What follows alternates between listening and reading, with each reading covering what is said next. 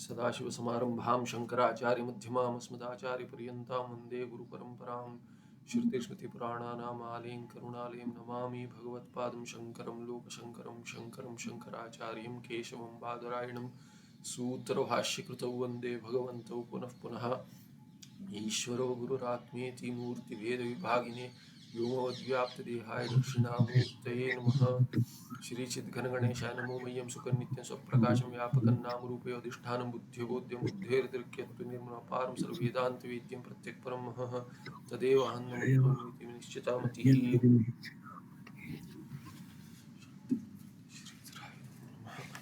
श्री गुरुभ्यो नमः। आगे 443 से 449 तक कहते हैं महावाक्येषु लक्षणा। तो ये लक्षणा बता दी, 3 लक्षणा बता दिए उदाहरण के साथ, इस संदर्भ में क्या लगेगा इत्यादि बता दिया। अभी इसको उदाहरण में जोड़ते हैं जहां संदर्भ में तत्त्वमसि इत्यादि महावाक्य में कौन सी लक्षणा का प्रयोग होगा। तत्त्वमसि इति महावाक्ये लक्षणां प्रदर्शयितुं तत्त्वम् इति पदयो वाच्यार्थ प्रदर्श्यते। पहले तो क्या है कि वाक्य में अभी बोध होने के लिए, वाक्य का बोध होने के लिए, शब्द बोध कहते हैं, वो होने के लिए तत्त्वमसि ये पदच्छेद हो गया। अभी तत्व और त्वम इन दो पदों का पहले वाच्यार्थ समझेंगे क्या अर्थ है, तब जाकर असी जो दोनों को सामानाधिकरण में डाल रहा है और असी ये है करके कथन कर रहा है उसका अर्थ लगेगा। और तभी पता चलेगा कि ये वास्तविक मुख्य अर्थ जो है उसको लेकर ही असी के साथ अन्वय ठीक से हो रहा है कि नहीं हो रहा है। नहीं हो रहा है तो लक्षणा करनी पड़ेगी, अगर हो रहा है मुख्यार्थ बैठ रहा है तो लक्षणा की आवश्यकता नहीं है। शक्यार्थ का पहले विचार करेंगे, वाच्यार्थ, शक्यार्थ, मुख्यार्थ। तत् और तुम का क्या अर्थ है, तो कहते हैं तत्पद वाच्यार्थ तावत। पहले तो तत्पद का वाच्यार्थ क्या है देखते हैं। सर्वशक्तिमान, सर्वशक्ति वाला, सर्वज्ञ सब जानता है, सर्वम जानाति इति सर्वज्ञ। विभु व्यापक तत्व है। ईश्वर जो सबका नियंत्रण करता है। स्वतंत्र जो दूसरे पर निर्भर नहीं है। परोक्ष जो प्रत्यक्ष प्रतीत नहीं होता, शास्त्र से जाना जाता है कि ऐसा कोई ईश्वर, या तर्क से कहते हैं कि यदि ये प्रपंच कृत है, कार्य है, जैसे घटवत कार्य, जगत यदि कार्य है, और कार्य तो है क्योंकि घटपटादि प्रपंच प्रतीत होता है, जैसे घट का कोई कर्ता होता है वैसे ही प्रपंच कार्य होने से प्रपंच का कोई कर्ता होगा। ऐसे परोक्ष कोई अनुमान से या तो शास्त्र प्रमाण देखकर लगाया कि ईश्वर ऐसे तत्पद कुछ है जो कौन है, इस प्रपंच के निर्माता है, करता है। इसलिए परोक्ष, प्रत्यक्ष तो नहीं होता, इसलिए अपरोक्ष तो नहीं है। तत्पद अपरोक्ष नहीं है। माई, म्यूट कर दीजिए, पीछे कुछ शब्द आ रहा है, सायरन बज रहा है, ऐसे बीप आ रहा है, पता नहीं मेरे ही। हाँ अभी ठीक है। तो माई कह दिया। बंध मोक्ष रहितश्चेति, माई माया का नियंता, माई वन हु वील्स दी माया। तो शक्ति, ये जो सर्वशक्तिमान है उसमें माया शक्ति जो है उसका वो प्रदर्शन करता है, या तो उससे विक्षेप कराता है दूसरे को, वैसे वाले ईश्वर है तत्पदवाच्य।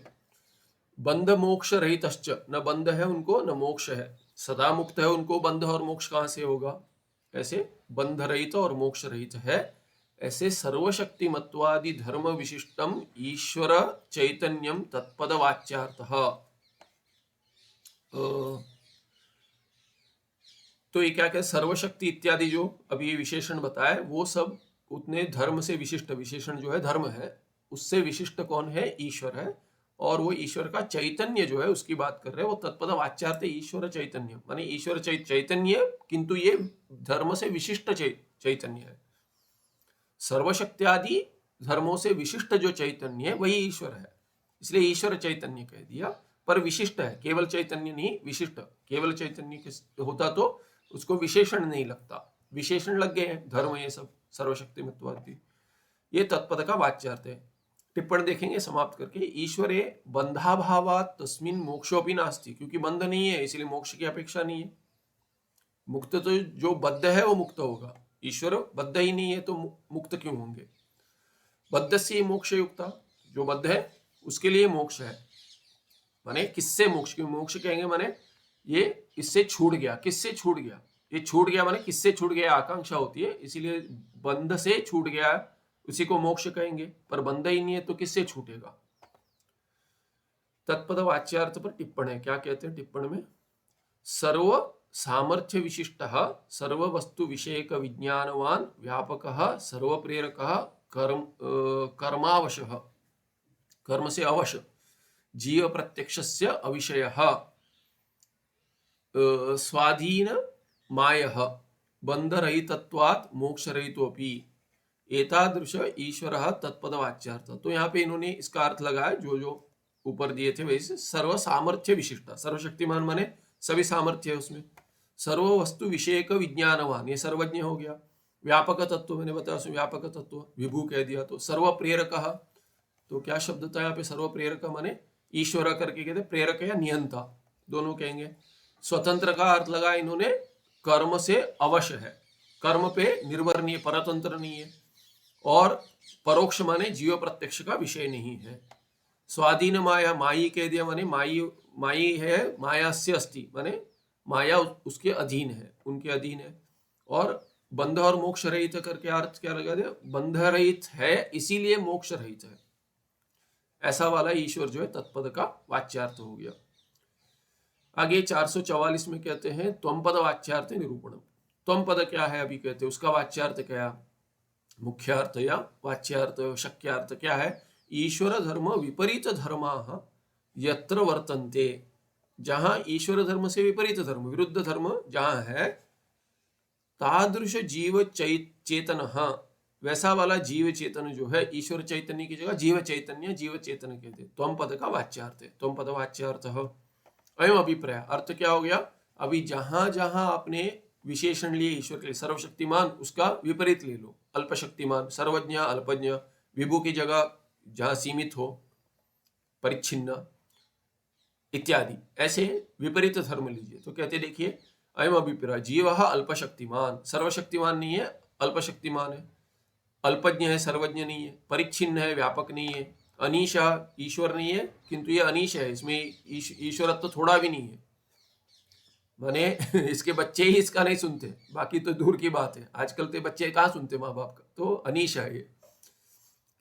तो अनीशा माने इसका अर्थ बहुरी नहीं लेंगे, यही न ईशा इति अनीशा, यहाँ पे नहीं तत्पुरुष लेना पड़ेगा, बहुरी नहीं ले सकते, उसको ईश्वर है पर ये स्वयं ईश्वर नहीं है, ईश नहीं है ये, न ईशा इति अनीशः, अनीश्वर इत्यर्थ। कर्माधीन, कर्म के अधीन है ये, न कि स्वतंत्र है। अविद्या मोहित है, ये माई नहीं है, माया शक्ति पे इसका कोई माने माया शक्ति के अंदर ही इसका अस्तित्व है, वो माया शक्ति को क्या करेगा, कुछ नहीं कर सकता, उसका नियंत्रण नहीं कर सकता। अविद्या से मोहित है, माया की शक्ति से जो ये विक्षेप हो गया है उस विक्षेप में फंसा हुआ है, इसके स्वरूप का आवरण हो चुका है माया से, इसीलिए उस अविद्या माया शक्ति से ये मोहित है, विक्षेप में फंस गया है। ऐसा वाला जीव जो है बंध मोक्ष भाग, ये बद्ध है इसीलिए इसको मोक्ष की अपेक्षा है। मुमुक्षु है ये, अधिक से अधिक क्या होगा, मुमुक्षु होके मोक्ष पालेगा, इसीलिए बद्ध है। नित्य अपरोक्ष है, ये नित्य अपरोक्ष है, ये कोई कहेगा तो भी नहीं मानेगा। मैं जो हूं, अपने आप को जो भी मानता है, मनुष्य मानता है, पुरुष मानता है, आत्मा मानता है, बुद्धि वाला मानता है, जो भी मानता है वो अपरोक्षतया मानता है, कोई किसी के कहने से नहीं मान रहा है।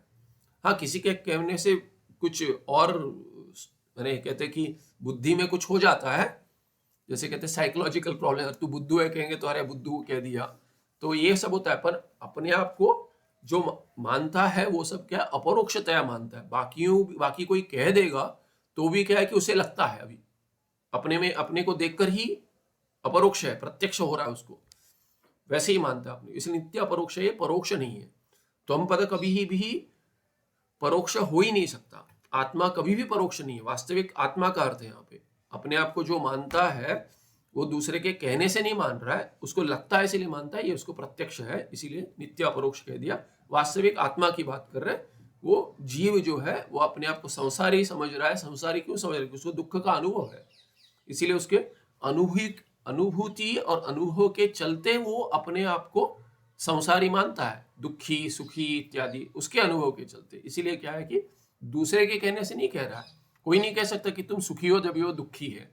इसीलिए उसको अपना स्वरूप तो प्रत्यक्ष ही है, पर उसके ऊपर जो जो भ्रांति हो रही है वो भी अपरोक्ष ही है। उसको दूसरे से परकृत नहीं है। वो परकृत माने शरीरकृत है, शरीर तो पर है, किंतु उसे स्वयं अनुभव हो रहा है, उसको प्रत्यक्ष है, ऐसा अर्थ है नित्य परोक्ष। कभी भी परोक्ष नहीं हो सकता वो। सुषुप्ति में भी अपरोक्ष है वो। स्वस्वरूपस्य कस्यापि परोक्षत्व अभावात्, अपना स्वरूप कोई भी परोक्ष नहीं होता, इसलिए स्वस्वरूपस्य कस्यापि परोक्षत्व अभावात्। मेरा स्वरूप जो भिन्न कभी परोक्ष कभी भी नहीं होगा कि मैं नहीं जानता, ऐसे नहीं कह सकता। गलत जानता हूं पर जानता हूं, स्वयं जानता हूं। इसीलिए नित्य अपरोक्ष रूप एव जीव, नित्य अपरोक्ष रूप एव जीव न तो परोक्ष इत्यर्थः।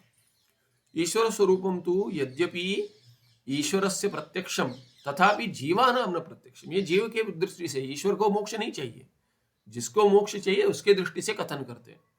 इसीलिए लोग कहते हैं अरे त्वम पद का विचार इतना कर रहे हैं, त्वम पद का विचार है कि मोक्ष तो त्वम पद को ही चाहिए, तत्पद को मोक्ष नहीं चाहिए। तत्पद का विचार भी त्वम पद ही करेगा। ईश्वर की दृष्टि क्या है ये ईश्वर बनने पर पता चलेगा, ईश्वर बन नहीं सकते तुम। तो वहां की दृष्टि शास्त्र कह रहा है ऐसे ईश्वर है, उनकी दृष्टि ऐसे है, ऐसे शास्त्र बतला रहा है। वो आपके ज्ञान के लिए बतलाया है कि आप अपने आप को समझ लो कि आप ईश्वर से अभिन्न हो, इसके लिए कथन है। ना कि ईश्वर की दृष्टि आप समझ लो कि मैं ईश्वर बनूंगा तो ऐसे होगा। आपको ईश्वर बनना है नहीं, संभव ही नहीं है। इसीलिए ऐक्य के कथन के लिए एक सृष्टि प्रक्रिया बता दी, क्योंकि हमारे प्रश्न है प्रपंच है, प्रत्यक्ष है, ये किसने बनाया, उसके बिना गाड़ी आगे नहीं बढ़ेगी। इसीलिए थोड़ा धक्का दे रहे हैं। देखो ईश्वर है, उनकी दृष्टि समझाते। अरे नहीं, पर उसमें अभी उनकी उपाधि क्या है, उनको कैसे होता होगा, वो सोते हैं कि नहीं, कब बनाए, ये सब प्रश्न व्यर्थ है। काकदंत परीक्षावत।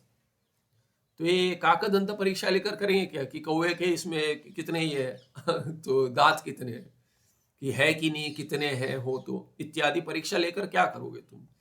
इसीलिए ईश्वर स्वरूप तो ईश्वर के लिए प्रत्यक्ष है, छोड़ दो कहते हैं, तुम्हारे लिए तो परोक्ष ही है।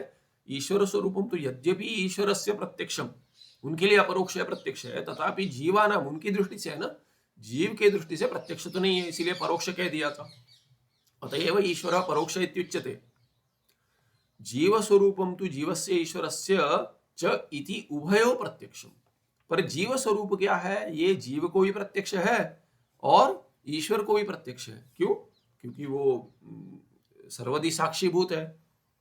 वही ईश्वर साक्षी बने हैं, वही जीव के रूप में प्रतीत हो रहे हैं। तो जीव को जैसे प्रत्यक्ष है जीव का स्वरूप, वैसे ईश्वर को भी प्रत्यक्ष है। आपका स्वरूप ईश्वर को भी प्रत्यक्ष कह रहे हैं, पर ईश्वर का स्वरूप केवल ईश्वर को प्रत्यक्ष है, आपको प्रत्यक्ष नहीं है, जीवों को। अतएव जीवा, इसीलिए इसको जीव कहते हैं। संसारी ये अपने से अधिक कुछ नहीं जानता, ईश्वर तो सब कुछ जानते हैं। तो इसीलिए तो बिल्ली जैसे आंख बंद करके दूध पीती है, वैसे हम नहीं कर सकते कि कुछ नहीं छुपा है, ईश्वर को सब प्रत्यक्ष है। तो बोलते कैसे जानते किसने चुगली कर दी? अरे ईश्वर को चुगली करने की आवश्यकता नहीं है किसी की। सूत्र आता है, चुगली के लिए एक शब्द ढूंढे थे, क्या? गंधना। सूत्र आता है व्याकरण में, यमो गंधने, यम धातु गंधन के अर्थ में भी आता है, तो यमो गंधने। तो उसमें धातु के अर्थ में नहीं है वो सूत्र गंधन के अर्थ में होगा। तो क्या होगा ऐसे उसमें ये, अरे ये कुछ और खुल गया, ठीक है। तो how do you connect गंधना with चुगली? अर्थ है गंधन है, गंधन नहीं है, गंधन है। गंधन करके देख लीजिए, थोड़ा प्रयास कीजिए, गंधन करके डिक्शनरी में देख लीजिए गंधन क्या है। ओके। गंधने करके चुगली, उसके वैसा ही अर्थ है उसका वो। ठीक है, देखेंगे। ठीक है, तो क्या कहते हैं, अतएव ईश्वर, यही क्या ना कि यहाँ पे क्योंकि संदर्भ में मैंने कह दिया, स्मरण आ गया, इसीलिए आप उस पर विचार करेंगे तो काकदंत परीक्षा हो जाएगी यहाँ पे। अभी इस संदर्भ में उसकी परीक्षा मत कीजिए। इसीलिए ईश्वर स्वरूप को ईश्वर रहने दीजिए, गंधन को गंधन रहने दीजिए। देखिए, ऐसा नहीं कि पूछ सकते हैं कभी भी, पर क्या है कि वो कहीं और चला जाएगा, मुझे भी पता नहीं, स्मरण आ गया, बोल दिया मैंने। क्योंकि चुगली ऐसे स्मरण आया, क्योंकि पता रहना चाहिए कि ऐसे भी अर्थ होता है, कोई ऐसे धातु भी होता है। क्योंकि यम भी कहेंगे, यम भी क्या है, नियंत्रण के अर्थ में आता है, इसके अर्थ में बहुत सारे धातु नाम अनेक अर्थ था। इसीलिए समझ आए। उत्तर क्या है आपका, उत्तर नहीं दे रहा नहीं, धातु। यदि आपको धातु पाठ में भी नहीं मिलता है, पर रूढ़ी में ऐसा अर्थ है, तो रूढ़ी अर्थ कभी भी यौगिक अर्थ से बलीय होता है। रूढ़ी में यदि है ऐसा, तो उसका अर्थ लेकर ही चलना चाहिए। संस्कृत में, व्याकरण में वो नियम है।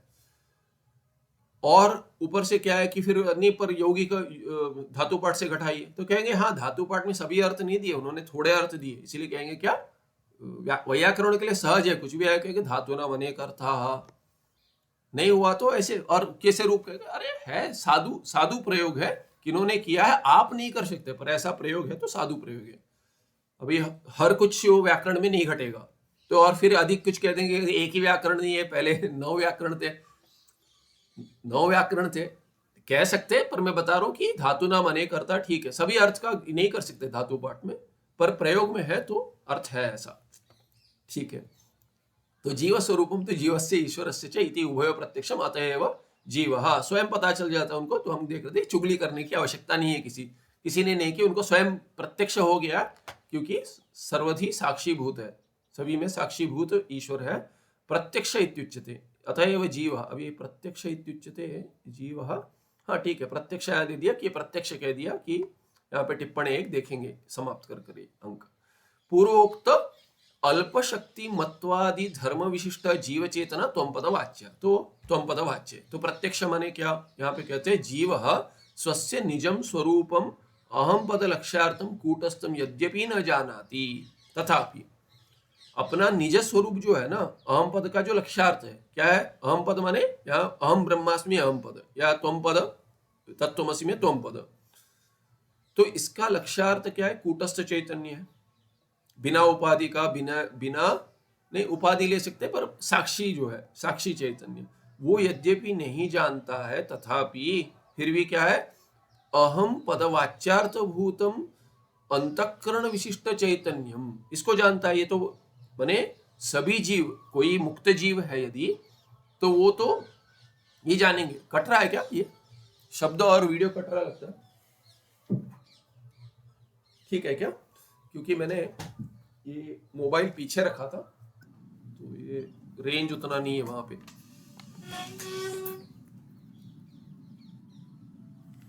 ठीक है, देखेंगे। तो क्या कहते हैं कि ये, किंतु ये उपाधि सहित जो है, या विशेषण सहित, उस वो तो प्रत्यक्ष है उसके लिए, इसलिए कहते हैं अंतःकरण विशिष्ट चैतन्यम जो है उसको तो जानता है वो, अथवा स्थूल सूक्ष्म संघात विशिष्ट चैतन्यम अहम इति जानाति, ये तो दूसरा कोई कह नहीं रहा उसको प्रत्यक्ष है, संसारित तो उसको प्रत्यक्ष है। इसलिए संसारी अंतःकरण विशेषण के साथ जुड़कर ही, विशेषण के रूप में ही जुड़कर ही बन रहा है। और स्थूल सूक्ष्म संघात उनको भी ले ले, केवल अंतःकरण नहीं, स्थूल सूक्ष्म संघात पूरा जो है इंद्रियों इत्यादि के साथ सब जुड़ा हुआ है, वो जो है वो उसके लिए प्रत्यक्ष है। इसीलिए प्रत्यक्ष कहा, परोक्ष नहीं है, अपरोक्ष है। अतः जीवस्य विवेकात् प्रागपि, विवेक करने से पहले भी, जीव विवेक करेगा तो लक्ष्यार्थ का पता चलेगा, स्वरूप जो है, पर वो निज नहीं होगा, क्योंकि पहले वो नहीं जानता था, या दूसरे जीव नहीं जानते। इसलिए सभी जीवों की दृष्टि से देखेंगे तो उनको तो क्या है कि विवेक से पहले भी, विवेकात् प्रागपि विशिष्ट आत्म स्वरूप स्वस्वरूपस्य प्रत्यक्ष ज्ञानम भवति, अपने स्वरूप का प्रत्यक्ष ज्ञान होता है, वो विशिष्ट का है।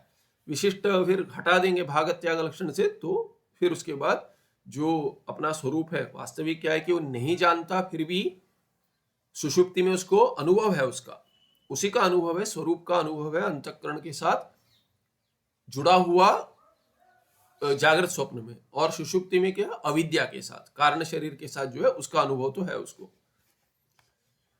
ठीक है, आगे 445 में कहते हैं महावाक्य वाच्यार्थ विरोधा लक्षणाया आश्रयणम।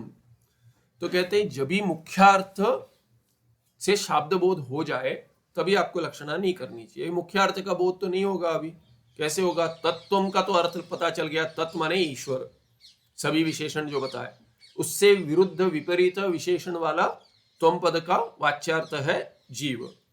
तो ये ईश्वर जीव है ऐसा कह दिया, तत्वमसि, तुम जो जीव हो वो ईश्वर ही हो ऐसे कह दिया। तो उसमें कोई मुख्यार्थ लेकर तो नहीं बैठ रहा है। ईश्वर जीव कैसे होंगे? ना जीव ईश्वर होगा ना ईश्वर जीव होगा। तो दोनों तो ईश्वर ईश्वर होता हुआ और जीव जीव होता हुआ तो एक नहीं है। तो इसीलिए किंतु कथन है तो उसका अर्थ तो उसको छोड़ नहीं सकते, कह नहीं सकते नहीं ये तो थोड़ा उल्टा सीधा लिखा है या उसमें कुछ जोड़ दो, ये नहीं कह सकते, वो तो सत्य वचन है। इसीलिए उसको समझना आवश्यक है। तो जहां मुख्यार्थ नहीं बैठता है और अर्थ लगाना ही है, त्याग नहीं कर सकते उसको, तो फिर स्मृति को लेकर उसका उसमें ये नहीं कर सकते कि तत्वमसी की जगह या तत्वमसी ऐसा पदच्छेद कर देंगे, ये नहीं करना चाहिए। तो क्या है कि सब जगह जो तात्पर्य है उसको लेकर उसका अर्थ लगाना है। तो कहेंगे क्या अर्थ लगाएंगे? अभी तो लक्षणा करनी पड़ेगी। तो लक्षणा कौन सी करेंगे? तो इसीलिए कहते हैं महावाक्य वाच्यार्थ विरोधात, वाच्यार्थ में तो विरोध हो रहा है, ईश्वर और जीव तो एक नहीं हो सकते, असी नहीं कह सकते, इसीलिए जैसे है वैसे ही अर्थ शब्द बोध नहीं हो रहा है। तो लक्षणाया आश्रयणम, इसीलिए लक्षणा का आश्रय लेना चाहिए। कौन सी लक्षणा का? तो आगे कहते सामवेदीय छांदोग्य उपनिषदि षष्ठाध्याये उद्दालक मुनि स्वपुत्रम श्वेतकेतुं प्रति जगत्कारणीभूतम ईश्वरम प्रदर्श्य तत्वमसि इति उपदिदेश। नवकृत उपदेश। तो 9 बार कथन किया तत्वमसि, भिन्न भिन्न सब फिर से बताइए पुनः समझाइए। तो टीकाकार टिप्पणकार इत्यादि कहते हैं दूसरा उदाहरण लेकर बताइए, इसमें इस अंश में मुझे संदेह है, वो स्पष्ट हो गया तो और एक अंश में संदेह है। ऐसे करते करते करते उदाहरण से घटाकर फिर 9 उपदेश के बाद 9 बार समझाकर भिन्न भिन्न उदाहरण से बतला दिया। अभी ज्ञान उत्पन्न हो गया। तो अभी वो सामवेदीय छांदोग्य उपनिषद जो है उसमें क्या है, 6ठे अध्याय में जो उद्दालक मुनि है वो अपने पुत्र को ही गुरु बनकर श्वेतकेतु शिष्य बन जाता है, पुत्र उसको सिखाते। वो अभी अभी इससे पुनः आया है गुरुकुल से, उसको पढ़ाते। तो उसके प्रति क्या है, जगत कारणीभूतम ईश्वरम, कि जगत का कारण जो है वो ईश्वर है। और किससे संदर्भ क्या है, शुरू कहां से होता है कि एक विज्ञानेन सर्वम विज्ञातम भवति, कि ऐसी वस्तु कौन सी है जिसके जानने से सभी जान लेते, सभी कार्य जैसे कि जान लेते, माने ये कारण से अभिन्न है। जैसे घड़ा का उदाहरण देते हैं, घड़ा मिट्टी से बना है तो उपादान कारण मिट्टी से अभिन्न है घड़ा। तो ये घड़ा क्या है, मिट्टी ही है। स्वर्ण के जो आभूषण है, आभूषण क्या है कि सोना ही है, सोने से भिन्न नहीं है। ऐसे उदाहरण से बतलाते। तो जगत कारण जो है, तो जगत कार्य हो गया, तो जगत का कारण जो ईश्वर है उसको जान लोगे, ईश्वर को तत्पद। तो प्रपंच जगत जो कार्य है वो कारण ईश्वर से अभिन्न है। इसीलिए तुम भी जो हो ये जगत के अंतर्गत अपने आप को मानते हो, कार्य मानते हो, उत्पन्न मानते हो, जन्म हुआ मेरा इत्यादि, इस सभी प्रपंच का कारण ये शरीर जो है वो भौतिक शरीर है, महाभूतों से अभिन्न है। भौतिक शरीर महाभूतों से उत्पन्न है, इसलिए महाभूतों से अभिन्न है। महाभूत क्या है कि ईश्वर से उत्पन्न है, क्रम से बतलाते, त्रिवृत कर्णम इत्यादि दिखा दिए। तो इत्यादि शरीर भी अभिन्न है, किससे? ईश्वर से। ऐसे कथन हुआ है। इसीलिए कहते हैं सभी, इतना ही बता रहे कि कार्य जो है वो कारण से अभिन्न है, ऐसे कथन करते। उसके बाद कहते कहते क्या कीजिए, तुम जो हो तुम ईश्वरी हो। माने ये कार्य जो है, शरीर भी ये किससे उत्पन्न हुआ, ईश्वर से उत्पन्न हो रहा है। ईश्वर कौन है? वो तुम हो, तुम्हारा जो स्वरूप है वो ईश्वर का स्वरूप और तुम्हारा स्वरूप अभिन्न है, ये अर्थ है वहां पे। तो ऐसे उपदेश तो दे दिया तत्वमसि। अभी कहेंगे कि अरे ईश्वर मैं कैसे होऊंगा, अयम च अस्य वाच्यार्थ। तो वाच्यार्थ क्या? तत्व जो है, तत्वमसि में तत् पद जो है तत् जगत उत्पत्ति करता सर्वशक्तिमान सर्वज्ञत्वादि धर्म विशिष्ट ईश्वर। तत् माने ईश्वर, जिन्होंने इस प्रपंच की रचना की। तो जगत के उत्पत्ति करता जो है और स्थिति करता है, लय करता है, सर्वशक्तिमान है और सर्वज्ञ भी है, क्योंकि जगत क्या है, सर्वम है। सर्वम माने प्रपंच को सर्व कहेंगे, संपूर्ण प्रपंच, सर्व प्रपंच, सर्व प्रपंच। तो ये सब सर्व माने ये प्रपंच। अभी इस सर्व की उत्पत्ति करने के लिए सर्व का ज्ञान चाहिए कि नहीं चाहिए? ब्रह्मसूत्र में विचार आता है, कहते हैं कि ये जैसे घट बनाता है, वो घट के ज्ञान के बिना बनाता है कि आप और मैं यदि घट का ज्ञान नहीं है तो नहीं बना सकते। घट कैसे बनाए? बोलते कि बनाओ, और इतना छोटा सा घड़ा नहीं बना सकते। अरे हमें ज्ञान नहीं, कैसे बनाते? जिनको ज्ञान है करे, वो संप्रदाय में मैंने अपने पिता से सीखे, उसके या किसी ने वो रुचि में कर दिया कि क्ले का कुछ आर्ट स्कूल जाकर, तो वो भी सीखते हैं आजकल कि हम घड़ा बनाएंगे, कुछ हॉबीज करके वो कर ले। ठीक है, वैसे सीखे, हम तो नहीं सीखे, और माता पिता ने नहीं सिखाया, ना ही हम कहीं जाकर सीखे, तो इसीलिए नहीं पता। जिसको पता है वही बनाएगा। इसीलिए जिसने बनाया ये तो कहेंगे कि जानकर बनाया, बिना जाने तो नहीं बनाया। जानाति इच्छति करोति, ऐसा ही है। इच्छा होने के लिए भी ज्ञान चाहिए। देखिए, घड़ा है, कहते अरे कितना सुंदर घड़ा है, मैं भी बना पाता तो कितना अच्छा था। समय, बहुत सारा समय है, ये इधर उधर जाता है, रील देखने में जाता है, ये इसमें जाता है, सोने में जाता है, आलसी हो रहा, मोटा हो रहा हूँ, टीवी देखते रहता हूँ, इत्यादि कुछ कर लेता हूँ, तो मन थोड़ा माने रम जाएगा कहीं। तो घड़ा बनाना सीखना है, तो अभी सीखना है, ये घड़ा को देखकर जानकर फिर इच्छा होगी ना कि बनाने की। देखा, वही ज्ञान है, घट ज्ञान हो गया, अरे ये घट है, ऐसा सुंदर घट है, मुझे बनाना है, तो इसीलिए इच्छा होगी, फिर करेगा, कर्म करके। इसलिए क्रम है ये, जानाति इच्छति करोति। अभी क्या है कि वैसे ही प्रपंच यदि बनाया है किसी ने, तो बिना ज्ञान के नहीं बनाया। करोति, सृष्टिकर्ता करोति, प्रपंचम करोति, उत्पादयति। तो यदि प्रपंच की उत्पत्ति का कारण है तो उनको ज्ञान होना चाहिए। अभी ये सर्वम है, प्रपंच सर्व है, इसीलिए उसको सर्वज्ञान होना चाहिए, कर्ता को सर्वज्ञान होना चाहिए, इसीलिए सर्वज्ञ भी होना चाहिए। सर्वकर्ता सर्वज्ञ, घटस्य कर्ता यथा घटज्ञ तथा सर्वस्य कर्ता सर्वज्ञ, सर्वस्य प्रपंचस्य कर्ता सर्वज्ञ भवितुमर्हति। इसीलिए वो सर्वज्ञ भी हो गया। सर्वशक्ति बिना उसके कैसे करेगा? जानता है तो करने का सामर्थ्य भी होना चाहिए। इसीलिए सर्वशक्तिमान भी है, वो सर्वज्ञ भी है, और ऐसे धर्म विशिष्ट जो ईश्वर है वही तत्पद का वाच्यार्थ है। ठीक है, त्वम पद का क्या वाच्यार्थ है? त्वम अल्पशक्तिमान किंचिज्ञ, किंचिज्ञत्वादि धर्म विशिष्ट। तो पहले अल्पज्ञ कह दिया, अभी किंचिज्ञ, थोड़ा कुछ जानता है, ऐसा नहीं कि कुछ नहीं जानता, कुछ कुछ तो आता है। घड़ा बना लेगा, चलो कुछ नहीं, बोलते कि अरे सब बना लेते हो? हाँ हाँ बना लेता हूँ मैं, कुछ नहीं। चाय बना लेता हूँ, चाय को क्या, बाकी तो क्या मिल जाता है, बिस्किट और टोस्ट खा के जी लेते हैं, मिल जाता है। बाकी चाय में बना लेता हूँ, चाय के लिए दुकान नहीं जाना पड़ता, बाकी सब तो आ जाता है, ब्लिंकिट इत्यादि से आ जाता है, हम चाय बना लेते हैं, डुबा के खा लेते हैं, हो गया। चूल्हा जलाने आता है, उतना आता है, इसलिए किंचित कुछ कुछ तो आता है, ऐसा नहीं कि नहीं है। ये हो गया जीव त्वम पद का वाच्यार्थ। असी वर्तसे, असी माने क्या? वर्तसे, हो तुम। इह तत्त्वमसि इति उक्त्या जीवेश्वरयोः एकत्वं वाच्यार्थः प्रतीयते। तो कहते हैं क्या है कि ये तत्त्वमसि जो उक्ति है उससे क्या है, जीव और ईश्वर के बीच में एकत्व की प्रतीति हो रही है। वाच्यार्थ ही है, असी कह दिया। दोनों में एक तो क्या है कि सामानाधिकरण में, और ऊपर से असी भी कह दिया, न नहीं कहे। देखिए पिछले पाठ में, पिछले एक दो पाठ में हमने देखा था सामानाधिकरण एक विभक्ति होना चाहिए, एक विभक्ति में होना चाहिए, और उसका एक ही बोधन कराने वाला होना चाहिए। अभी कहते तत्व और त्वम, और बीच में यदि असी की जगह न असी कह दिया, न असी कह दिया होता तो सामानाधिकरण होते भी कि ये तुम नहीं हो करके कह दिया, कथन हो गया। सामानाधिकरण नहीं बना ना, तो विभक्ति में बना पर एक अर्थ बोधक नहीं बना। तो न नहीं है वहां पे, असी है, तो असी माने वर्त से, अभी हो कह दिया तो अभी ईश्वर तुम हो या तुम ईश्वर हो, किसी भी और से ले लीजिए, दोनों ओर से भी अर्थ नहीं बैठ रहा है। कोई भी कहेगा अरे कैसे, ये तो ठीक नहीं लग रहा। इसलिए एकत्व तो की प्रतीति तो हो रही है वाच्यार्थ में। तीन संख्या यहाँ पे प्रदर्श्य कह दिया और चौथा एकत्व।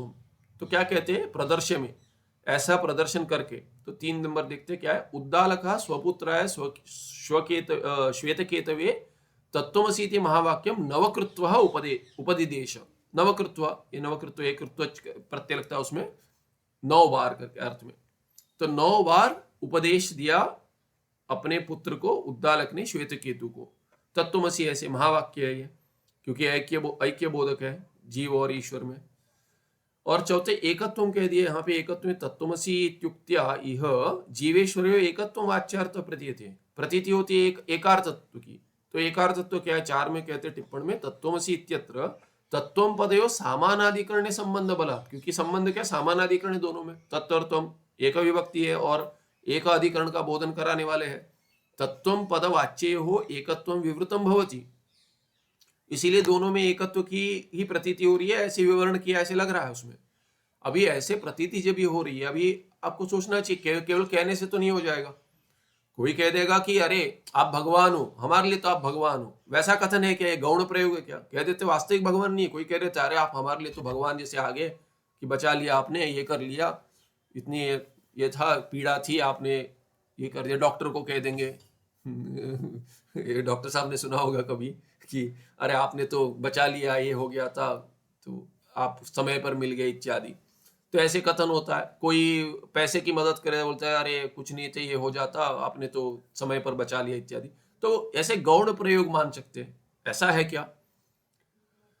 या तो कोई दूसरा ले लीजिए, कोई कहेगा कि अरे आप गधे हो, तो कोई गधे हो कह देगा कि वास्तविक नहीं है, गुस्से में कह रहा है, वो भी गौण प्रयोग है। वैसे गुण को लेकर, गधे जैसे गुण है तो बुद्धि नहीं है, ऐसे कह रहे कि गुण को लेकर, माने एक तो क्या है कि बड़ा चढ़ा के कह दिया, ऐसा वाला गौण प्रयोग, माने जहां प्रशंसा कर रहे हैं। दूसरा क्या है कि ऐसे की निंदा के लिए कह दिया कि पर उसमें गुण कुछ सामान्य है, ऐसे कर कर कह दिया, वो वाला भी हो सकता है। यहाँ पे तो प्रशंसा है, ईश्वर को तो नहीं कह रहे, तुम असी कह रहे हो, ईश्वर को नहीं कह रहे। ईश्वर को नहीं कह रहे कि तुम उद्दालक के पुत्र श्वेत केतु जैसे हो करके नहीं कहा, श्वेत केतु को कहा कि तुम ईश्वर हो, इसीलिए प्रशंसा कर रहे, निंदा तो नहीं कर रहे। बोलते इसमें भी खोट निकालते हैं द्वैती आकर, तो बोलते कि अच्छा कह रहे, किसी की प्रशंसा कर रहे, नहीं नहीं नहीं, अरे वो कहने दो ना, मैं भगवान नहीं हूं। तो मैं नहीं हूं भगवान, नहीं मैं ईश्वर नहीं हूं। आप क्यों कहते हो कि अरे उसको कह रहे कि वो भगवान नहीं है, ऐसे कह रहे, ये प्रशंसा भी करने नहीं देते, ऐसा भी अर्थ नहीं है। तच्च न उपपद्यते कहेंगे, वो तो ठीक नहीं है, कैसे ऐसे कैसे होगा, तच्च न उपपद्यते, कैसे जीव ईश्वर कैसे होगा। ये आक्षेप तो ठीक है, जो सुन रहा है उसको भी नहीं लग रहा है, जो कह रहा है वो किस दृष्टि से कह रहा है ये सुनने वाले को नहीं पता, वो कह रहा है ये सब संभव कैसे है। तो ना ही उसके माँ को ऐसे लगता है उसे तो नहीं लगता, उसकी माँ मेरा राजा बेटा जो कहती है वो भी उसको कहीं अरे भगवान है करके नहीं कह रही है, राजा बेटा तक ठीक है, अरे किंतु ये ईश्वर बन गया, ये क्या कथन है। तच्च न उपपद्यते, तथा ही यह सर्वशक्तिमान, तथा ही यह सर्वशक्तिमान ईश्वर जो है सह अल्पशक्तिमान, ऐसे कथन हो गया। तुम जो सब जानते हो वो कुछ नहीं जानते, ऐसा तो नहीं कह रहे। या तुम जो उल्टा हो गया कि तुम जो कुछ नहीं जानते वो सब जानते हो। ये कविता तो नहीं है कि ऐसा कह देंगे कि काव्य में कह देते हैं अरे तुम जो कुछ नहीं जानते वो सब जानते हो, ऐसे कुछ माने क्या कहते हैं उसको, पैराडॉक्सिकल स्टेटमेंट से कह दिया कुछ, अरे वाह वाह वाह वाह बहुत अच्छा कह दिया, कुछ विचार योग्य है, चिंतनीयम करके प्रशंसा करके तालियां, ऐसा तो नहीं है। यह सर्वज्ञ स किंचिज्ञ, उसको एक साथ कह रहे, वो ईश्वर जो सर्वज्ञ है और ये किंचिज्ञ है वो दोनों एक है। यह व्यापक सपरिच्छिन्न, तो ये तो आगे शब्द पढ़ लेता हूं, यह व्यापक सपरिच्छिन्न, जो व्यापक तत्व है वो सीमित भी है। यह स्वतंत्र सकर्माधीन, जो स्वतंत्र है, कर्म से कुछ लेना देना नहीं है, अकर्ता है, जो उसको कह दिए कि आप कर्म पे निर्भर हो, वैसे वाले दोनों एक ही हो। तो बोले इनको मेरे साथ मत जोड़ो, वैसे वाला जो कहते हैं ना ये दोनों को कैसे जोड़ दिया, वो और मैं एक कैसे हो जाएंगे। तो वैसे ही, पर इसको कह रहे हैं कि अरे वो तुम उसके जैसे हो, फिर भी ये कहते हैं नहीं, नहीं हो सकता मैं, वो उसके इतने सारे गुण हैं, मैं कहां से होऊंगा। ऐसे यह परोक्षा सप्रत्यक्ष, जो कहा कई शास्त्र में कथन हुआ है ऐसे, ये है वो है, वो तुम हो। यह स्वाधीन माया स अविद्या मोहित, जिनके नियंत्रण में माया जैसी शक्ति है और जो मैं अविद्या से मोहित, तो दोनों एक कैसे होंगे, ऐसे कथन हो गया, ये हो गया। इति एवं विरुद्ध धर्म वतो हो एकत्व उक्ति ही, ये विरुद्ध धर्म के एकत्व कह दिए। इसका उदाहरण क्या रहते हैं, ऐसे कैसे कह दिया जैसे कि अग्नि शीतला इतिवत स्यात्, अग्नि ठंडी है, कौन मानेगा। भगवान भाष्यकार क्या कहते हैं, यदि श्रुति अग्नि को शीतल कहे, ठंडी है कहे, तो मत मानो। तो ऐसे कथन हो गया, इसको मत मानो, ऐसा हो जाएगा, नहीं लक्षणा कीजिए। तो क्या वहां पे क्या संदर्भ है, क्या तात्पर्य जानना चाहिए। इसलिए पूर्व से कहते हैं कि ये बिना तात्पर्य के शब्द बोध नहीं होता कहीं जगह पे। तस्माद वाच्यार्थे विरोध संभवात लक्षणावृत्तिया लक्ष्यार्थम अत्र विजानीहि, इसीलिए वाच्यार्थ में तो अर्थ नहीं बैठ रहा है, अर्थ तो लगाना ही है। तो क्या करना चाहिए, इसकी मीमांसा करो, इस वाक्य की का पे पूजित विचार करो कि कैसे है ये, क्या अर्थ बताना चाह रहे हैं, कि इसमें कौन सी लक्षणा लगेगी। महावाक्ये जहल लक्षणाया अजल लक्षणायाश्च अयुक्तत्वात्, महावाक्य में ऐक्य बोधक जहां पर है, दो दो पद एक है करके कह रहे, दो दो पद पदार्थ है एक है करके कह रहे, पद से पद ऐक्य के साथ सामानाधिकरण के साथ, वहां पे जहल लक्षणा और अजल लक्षणा नहीं, युक्त नहीं है, इसीलिए भागत त्याग लक्षणा बोध्या। ये आगे बताएंगे क्यों संभव नहीं है। तो ऐसे जानना चाहिए, पहले मोटा मोटा ऊपर संग्रह वाक्य बता दिए कि जह लक्षणा और अजल लक्षणा यहाँ प्रयोग उसका नहीं होगा। भागत त्याग लक्षणा आश्रयणेन विरोध परिहृत भवे, तो ये विरोध जो है उसका परिहार भागत त्याग लक्षणा से हो जाएगा। जहां विरोध उसका त्याग कर दो, जहां विरोध नहीं है वो बच जाएगा, वो एक ही है। इसीलिए ऐक्य बोधक वाक्य ठीक अर्थ पे बैठ जाएगा, उसका शब्द बोध हो जाएगा। 446 में कहते हैं महावाक्य जह लक्षणाया असंभव, जह लक्षणा ही कर ले, क्यों भागत त्याग लक्षणा, जह लक्षणा जहती लक्षणा क्यों नहीं लगेगी, क्यों कहते हैं सर्व वेदांत वेद्यम वस्तु साक्षी चैतन्यम ब्रह्म चैतन्यम च, सभी वेदांत में क्या वेद्य वस्तु है, वास्तविक तात्पर्य एक विषय क्या है, एक ही साक्षी चैतन्य ब्रह्म चैतन्य, दोनों के ही, साक्षी चैतन्य के ही और ब्रह्म चैतन्य। जो व्यष्टि में देखेंगे तो साक्षी चैतन्य कहेंगे या जीव साक्षी कहेंगे, और यदि समष्टि में देखें तो ब्रह्म चैतन्य कहेंगे या ईश्वर साक्षी कहेंगे। तो यही सभी वेदांत में यही जानना है ना। और ये साक्षी चैतन्य के ब्रह्म चैतन्य के ये दोनों एक ही है, उसमें कोई दो है ही नहीं। तो च दे दिए, पर विचार करने से तो पता चल जाएगा कि चैतन्य में भिन्नता होगी नहीं। आप कितना भी विशेषण जोड़ दो चैतन्य को, चैतन्य में कोई विभाजन संभव नहीं है। तद उभयम त्वंपदवाच्यार्थे तत्पदवाच्यार्थे च प्रविष्टम, और ये क्या है कि साक्षी चैतन्य हो गया त्वंपदवाच्यार्थ में प्रविष्ट हो गया, और ब्रह्म चैतन्य हो गया तत्पदवाच्यार्थ में प्रविष्ट। इसीलिए दोनों जो चैतन्य ही उद्देश्य है, ये लक्ष्य है, चैतन्य ही तात्पर्य विषय है। दो चैतन्य भगटाएंगे फिर कहेंगे चैतन्य एक ही है। तो वो वाच्यार्थ में तो दोनों का तो प्रवेश है ना, उसमें तो क्या साक्षी चैतन्य ब्रह्म चैतन्य दोनों चैतन्य है, वो दोनों पदों में बैठे हुए हैं, तो उनमें विरोध नहीं है। यत्र जहति लक्षणा तत्र समग्रम वाच्यम परित्यज्य वाच्यार्थ संबंधिन्यः अर्थः गृह्येत। तो कहते हैं संबंधिन्यः,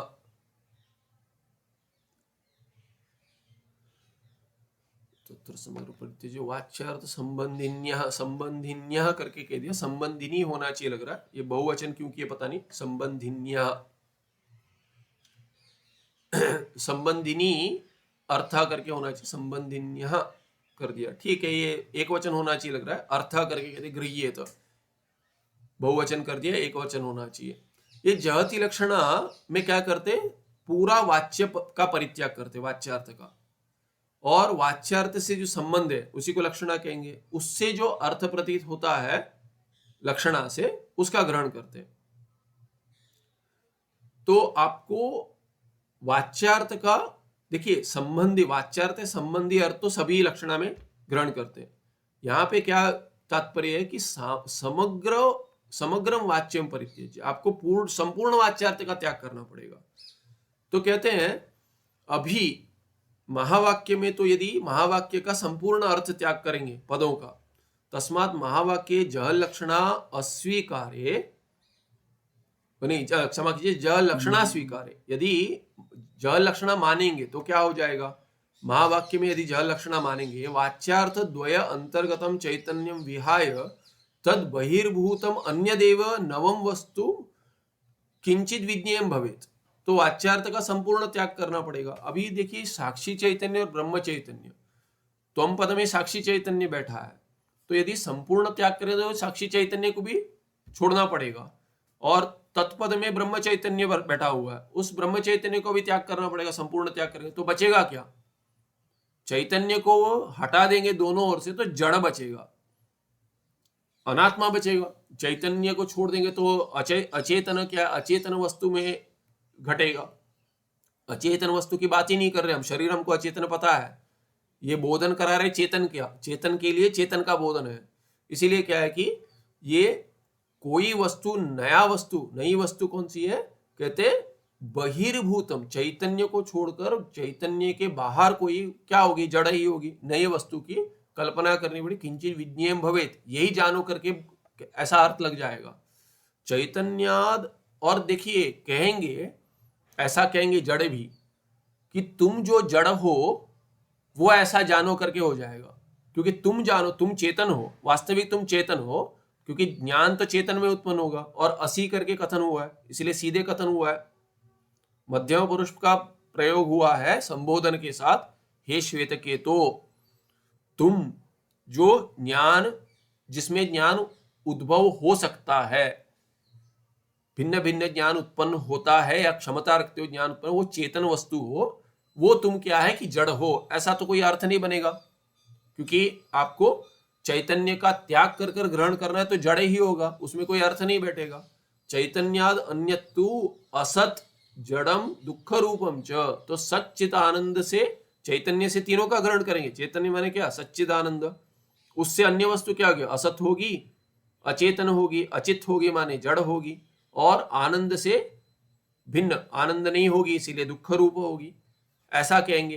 तज्ञानेन न पुरुषार्थ सिद्धि, यहाँ पे तो महावाक्य से मोक्ष कहा गया है, तो ये कौन सा है कि तुम असत हो, जड़ हो, दुख रूप हो, इससे क्या क्या मिला, निकले थे कि हमको मोक्ष मिलेगा, और कह दिया ऐसा दुख दे दिया कि उससे तो संसार में ठीक थे, कि अपने आप को कम से कम मैं हूं करके मानते थे, अभी कहते हो मैं, तुम हो ही नहीं, और अपने आप को चेतन मानते थे, कुछ तो थोड़ा समझ में आता है, तो कोई कई कई बीच में कह लो कोई नहीं समझ में आता तो डांट देते थे बुद्धू हो करके, पर यहाँ पे तो आपने जड़ बना दिया मुझे, जड़ बुद्धि नहीं, जड़ ही हो तुम संपूर्ण, और कुछ थोड़ा थोड़ा तो कहीं तो आनंद मिलता था वो भी हटा दिया, स्वरूप में ही दुख हो कर दिया, तो ये ठीक नहीं है।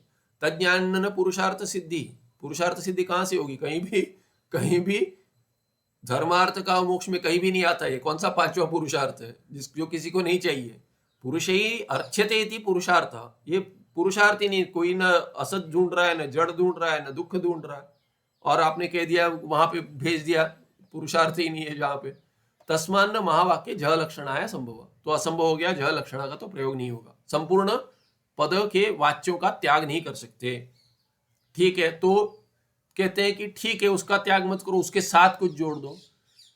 उसके साथ जोड़ने के, चैतन्य के साथ क्या जोड़ेंगे, चेतन जो है तत्व में चेतन का प्रवेश हुआ है, त्वम में भी चेतन का प्रवेश हुआ है। अभी दोनों पदों में यदि लक्षणा करेंगे, अजल लक्षणा करेंगे, तो उसको रखकर और कुछ जोड़ेंगे, जैसे रक्तोधावती, रक्तोधावती में रक्त शोणोधावती, रक्तोधावती श्वेतो देखा हमने, कि उसके साथ और कुछ जोड़ेंगे, अश्व का जोड़ देंगे। ये भी चेतन के साथ क्या जोड़ देंगे, चेतन से भिन्न कुछ जोड़ना पड़ेगा, चेतन से भिन्न तो जड़ ही है, तो चेतन और जड़ सामान्य दिखने एक साथ नहीं हो सकता, तुम तो चेतन हो, जड़ हो, और वो जो चेतन जो जड़ है वो एक है, कोई अर्थ नहीं बैठता इसमें, चेतन जड़ कैसे होगा, साक्षात विरोध है। इसीलिए क्या जोड़ेंगे, वो तो उसका विश्लेषण देते 447 में। महावाक्य अहल अहल नहीं अजहल होना चाहिए, यहाँ पे ज छूट गया है। अजह लक्षणायाः असंभव, ज छूट गया, जोड़ दीजिए। अजल लक्षणा स्थले समग्रम वाच्यार्थम अपरित्यज्य, उसमें कुछ नहीं आप छोड़ सकते, सब कुछ रखना है, वाच्यार्थ में सब कुछ रखना और अधिक कुछ जोड़ना है ना। तो अजल लक्षणा स्थले समग्रम वाच्यार्थम अपरित्यज्य ततः अपि अधिकम अपि गृह्यते, उससे भी अधिक और कुछ ग्रहण करना चाहिए, वो भी ग्रहण करना चाहिए, इसको रखकर और कुछ चाहिए, जोड़ दो। महावाक्य अजल लक्षणा अभ्युपगमे वाच्यार्थ समग्रोपि वाक्यार्थे अन्वितो भवेत्, और अजल लक्षणा मान लेंगे तो महावाक्य में क्या कि वाच्यार्थ समग्र, संपूर्ण वाच्यार्थ वाक्यार्थ में अन्वय हो जाएगा उसका, उसके साथ और कुछ जोड़ेंगे। समग्रस्य वाच्यार्थस्य महावाक्यार्थे अन्वयस्तु विरोधेन संयुतः, अभी शुरू इसलिए किए कि उसका अर्थ नहीं बैठ रहा है, उसका किसी का त्याग नहीं कर सकते, तो अभी कहते हैं उसको रखकर और कुछ जोड़ेंगे तो अर्थ बन जाएगा। विरोध परिहार पे निकले थे और विरोध को रखकर और कुछ जोड़ना है, विरोध हो रहा है वहां पे। श्वेतो धावती में विरोध नहीं है, पर असंभव की शंका आती है, विरोध कुछ नहीं है, दूसरे के साथ विरोध नहीं हो रहा है वहां पे। हाँ, एक ऐसे धावन क्रिया के साथ विरोध हो रहा है, गुण नहीं भाग सकता कह सकते हैं, किंतु दूसरा कुछ पद नहीं है जहां पे विरोध हो रहा है दोनों का साक्षात। क्रिया के साथ कुछ संशय आ रहा है कि नहीं हो सकता विरोध, तो यहां कहते हैं महावाक्यार्थे अन्वय जब भी होगा तो विरोध न संयुक्त, दो विरोधी वाले बैठे रहेंगे, उनके साथ कुछ भी जोड़ोगे तो उनमें विरोध होगा। तो आप देखिए, जैसे उदाहरण में देखिए, चैत्र और मैत्र में कभी भी झगड़ा होते रहता है, एक साथ बैठ ही नहीं पाते। अभी कहते हैं उनको माँ बाप के भी ले आओ, माँ बाप को लेके आएंगे तो क्या झगड़ा करना बंद करेंगे? फिर भी करेंगे वो झगड़ा, माँ बाप के आने से कुछ नहीं होने वाला है।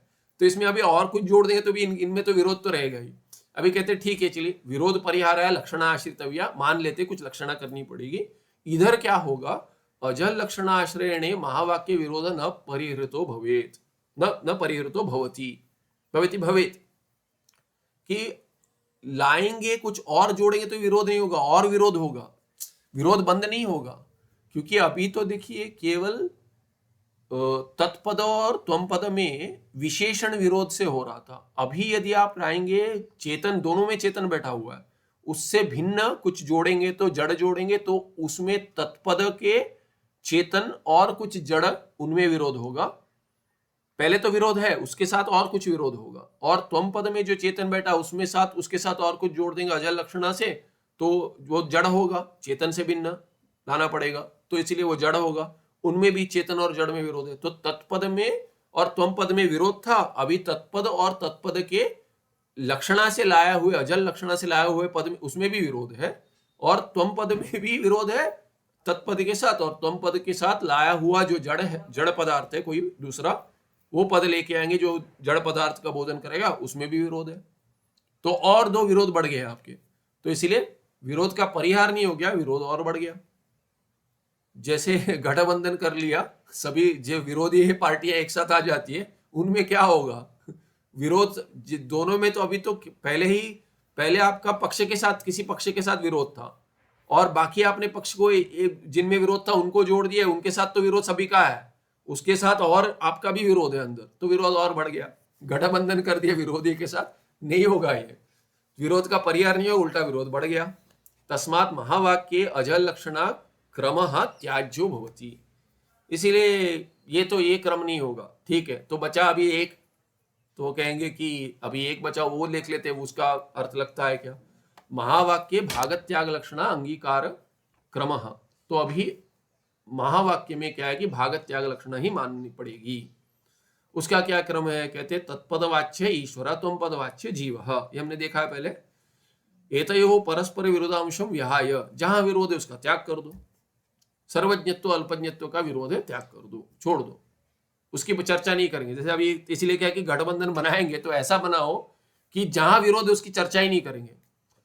तो बोलते कि इसने पैसे खाए, तो बोलते आपने क्या कम खाए, तो बोलते आपका तो ये है, तो बोलते उसके बाद चर्चा नहीं करेंगे, छोड़ दो, तब बनेगा गठबंधन। तो कहते उसकी बात नहीं करेंगे। तत्पदवाच्य ईश्वर त्वम पदवाच्य जीव, उसको लेके आएंगे, अभी गठबंधन को तोड़ देंगे, उससे लेकर आके अपने पार्टी में जोड़ देंगे, जहां विरोध था उसकी बात नहीं करेंगे, हो गए एक दूध के धुले, वैसा वाला यहां करेंगे। तो कहते तत्पदवाच्य ईश्वर जो है, त्वम पदवाच्य जीव है, इनमें जो परस्पर विरोध है उस अंश का त्याग कर दे। जहां नहीं होता है तो उसकी बात ही नहीं करेंगे। ठीक है। शुद्ध असंग चैतन्य अंशा लक्षणया बोध्य, तो क्या बचेगा? जहां कोई विरोध नहीं है, बोलते आप भी ये चाहते हैं, हम भी ये चाहते हैं, वैसा वाला गठबंधन करेंगे। तो यहाँ पे शुद्धता में तो तम पद भी शुद्ध, उसमें भी शुद्धता है, तत्पदत में भी शुद्धता है आत्मा में, और असंग है वो भी, ये भी असंग है। चैतन्य अंश यहाँ पे भी है, चैतन्य अंश वहां पे, तो इसीलिए कि सच्चिदानंद तत्व जो है वो तो एक ही है, इसीलिए वो लक्षणया बोध्य इयमेव भागत्याग लक्षण, यही भागत्याग लक्षण है। तो इसमें सिद्धांत क्या है? अत्र अयम सिद्धांत, अंतिम में सिद्धांत बता रहे, जीवेश्वरयो स्वरूपम बहुधा अद्वैत ग्रंथेषु कथ्यते। जीव और ईश्वर का स्वरूप तो बहुत बहुत सारे ग्रंथों में आया है, अद्वैत ग्रंथ में बाकी जगह भी आया है, पर स्वरूप का कथन अद्वैत ग्रंथ में ही वास्तविक आएगा। बाकी जगह जीव और ईश्वर का कथन हुआ, स्वरूप का कथन तो अद्वैत ग्रंथ में ही बहुत जगह आता है। विवरण ग्रंथ, विवरण में क्या अभी मत है? विवरण ग्रंथ अज्ञान प्रतिबिंब जीव, ये हमने पहले देखा, अज्ञान में जो प्रतिबिंब है उसी को जीव कहेंगे विवरण ग्रंथ में।